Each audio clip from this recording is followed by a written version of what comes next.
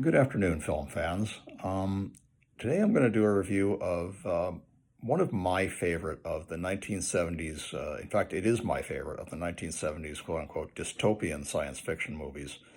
Norman Jewison's 1975 movie Rollerball, starring James Caan and Moses Gunn and Shane Rimmer and John Beck and Maud Adams. It was a really, really good movie that I really enjoyed at the time. Not that I enjoyed the game, because the game is not something you can enjoy. It's horrible. But that's one of the points of the movie. The movie's about a man named Jonathan E., who is the champion, quote unquote, of a game known as Rollerball. The movie is based on a novella that was published in Esquire magazine by William Harrison called Rollerball Murder, which was the name of the game in that novella. Um, there's a lot of it's very similar actually to the short story, because Harrison wrote the screenplay as well. He When he found out that Norman Jewison had bought the rights, he contacted Jewison and said, "Can I write the screenplay with you?" And he said, "Yeah." Um, so Jonathan E. is, as I said, the champion of this game, and after a particularly good game, he plays for the Houston team, which is run by the Energy Corporation. And in the world of rollerball, it's the fictional year 2018, and all the countries of the world have gone bankrupt, and the world is now run by six corporations, which are known as the majors. Those are energy, food, housing, communication, and luxury. Anything else like education or medical comes under luxury. Uh, Everyone's needs are met. It's a somewhat utopian society. People take drugs for recreation, and they're very kind of sybaritic. They have free love and or free sex, I should say. There really isn't very much love in this society, uh, and to show how callous they've become, there's a scene where after this party where everybody's taking drugs and kind of watching replays of games of rollerball, they go out and shoot trees with a laser beam and destroy them, and that's how contemptuous of nature they've become. They can destroy the environment and laugh about it. That's their idea of entertainment. Um, and Jonathan E. is asked by his boss, Mr. Bartholomew, played wonderfully by John Housemann, as this kind of evil corporate head. He's the head of the Energy Corporation, which owns the rollerball team, the Houston rollerball team that Jonathan plays for. And he asks him to retire. He says they're going to give him a multivision special. They have a special kind of television called multivision, which has multiple screens that show different angles of any given show, particularly sports. And during or after this multivision special, he wants him to announce that he's retiring. And Jonathan doesn't want to retire. He doesn't understand why he's being asked to retire. And he tells Bartholomew, "I'll have to think about it." And he says, "Why would you want to stay in this game? It's a horrible game." The game is basically a combination of roller derby and motocross. The players are skaters, and they're on roller skates, and they skate around this circular track. A metal ball is fired by a cannon and is caught by kind of like a long catcher's mitt, and then the catcher gives the ball to one of the players, and they're escorted by motorcycles, and they have to get it into a goal. And meanwhile, the other team is basically trying to kill them, literally. And it's a game where there's actually a lot of blood and a lot of death. And Jonathan has become the best player, which is one of the reasons that Bartholomew wants him to retire, though we don't really find that out till later. Jonathan begins to think that there's some kind of like a conspiracy against him, and he's trying to find out why. And he asked Moses Gunn, who was his trainer and was a former rollerball player, to look into it for him. He says, "Well, I'll look into it, but I'm not going to promise you anything, because again, you should probably just do it. Do what the corporation wants you to do." And Jonathan's a bit let down by that, but he goes to this party where they play the replays of his greatest rollerball games, and he's being sort of feted and meets all these kind of shallow people. And afterwards, Moses Gunn's character comes back to him and tells him, I can't tell you anything. But you need to watch out because they're out to get you, and you should retire now.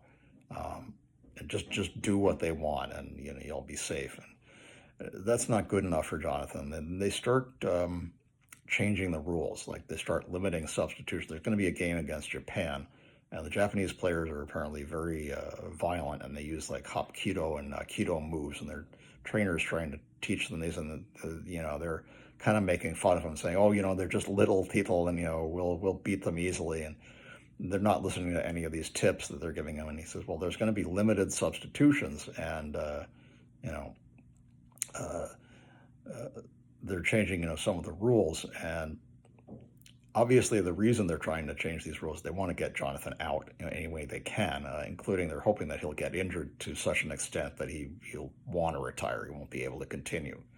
Um, the Tokyo game takes place, and his friend Moonpie, played by John Beck, is basically mortally injured. He becomes brain dead. He goes into a coma when one of the Japanese players takes off his helmet and hits him with his spiked glove in the back of the head. And Jonathan literally kills that person, and several more people. But now he's in a medical facility, and Robert Ito actually is an actor who's asking him to sign a medical waiver so they can take him off life support. And Jonathan won't do it. He says he's going to pay for the life support, and he wants to keep him on. Uh, One of the interesting lines is the medical supervisor says, you have to sign this, that there are rules." And Jonathan says, "No, there are no rules at all." And for him, because he's such a privileged player, that's sort of true.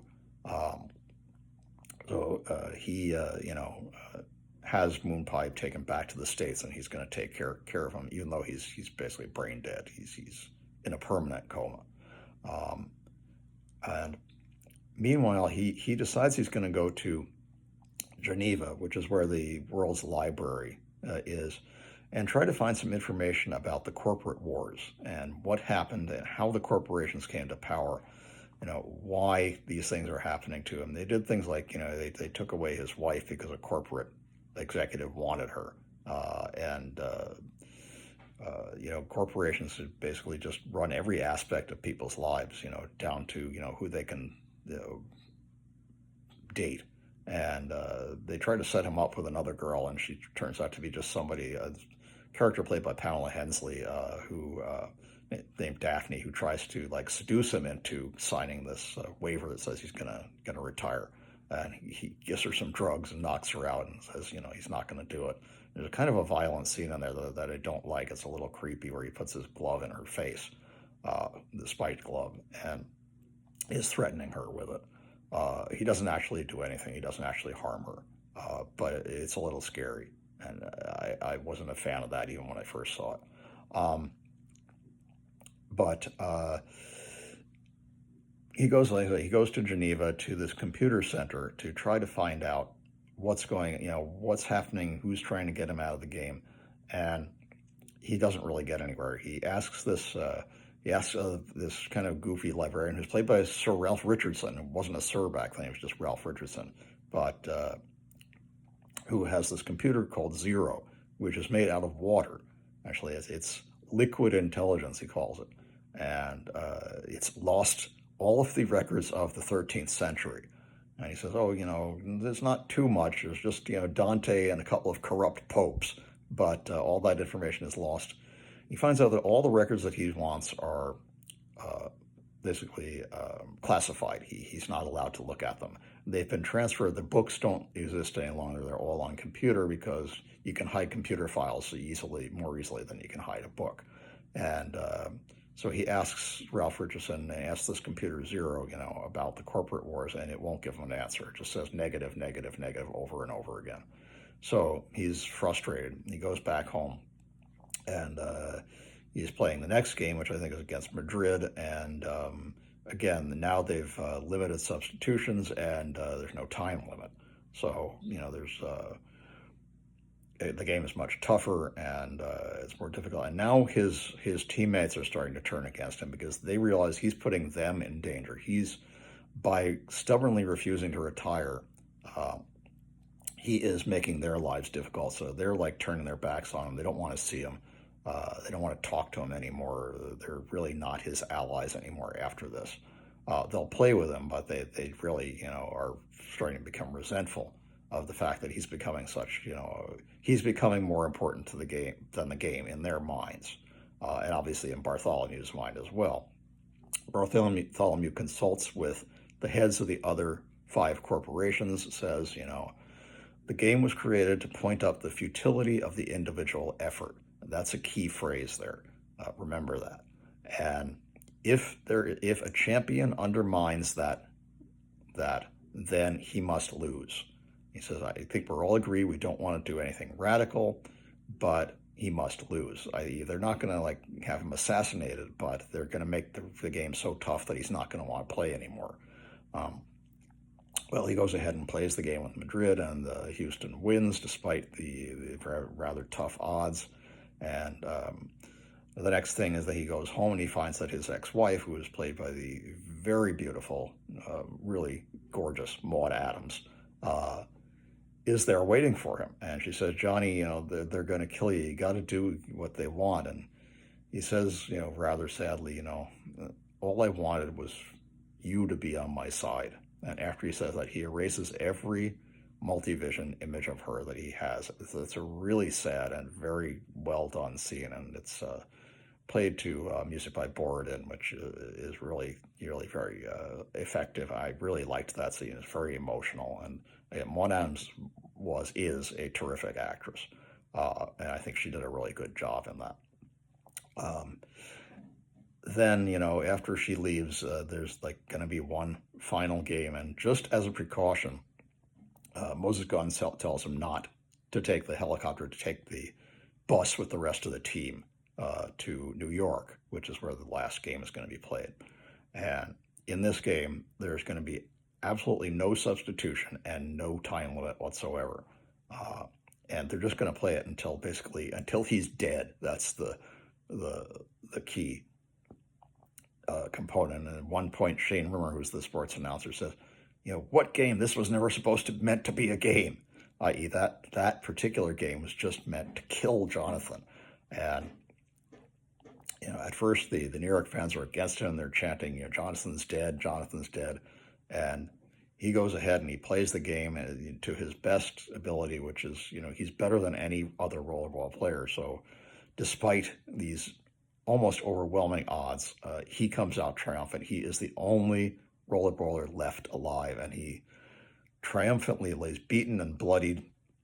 He slams the ball into the goal and scores the only goal of the game. And then all of the fans, including the New York fans, start chanting his name, Jonathan, Jonathan, Jonathan. And he raises his hand with the rollerball club in triumph. And Bartholomew is completely embarrassed, and he walks out of the stadium. He's obviously going to be deposed now as the head of the Energy Corporation. One of the reviewers I heard said, Jonathan didn't win anything in the end. Yeah, he did. He beat the corporation, and he proved that the individual effort was not futile. And the fans got it. The fans started to understand, hey, if he can stand up to the corporations, maybe we can too. So maybe this is the beginning of a revolution. And I think that, that was what Jewison was trying to say, other than the fact that, he was trying to point out that contact sports are terrible and, shouldn't be played. And he was actually opposed to a lot of the violence that was taking place in hockey at that time, which in the 70s was a much more violent game than it is now. And also, just the idea that, you shouldn't let corporations take over everything, because then, you've got no freedom. At one point, Jonathan says, I guess at a certain point in history, people were offered either freedom or comfort. And obviously they chose comfort. And I think that's something, that's a message that's still valid today. I think if people were offered comfort, but their freedom was going to be limited, they'd probably take comfort. Anyway, I hope if you haven't seen the film, you should, and don't watch that horrible remake. Just awful. But watch the original, because it's worth it.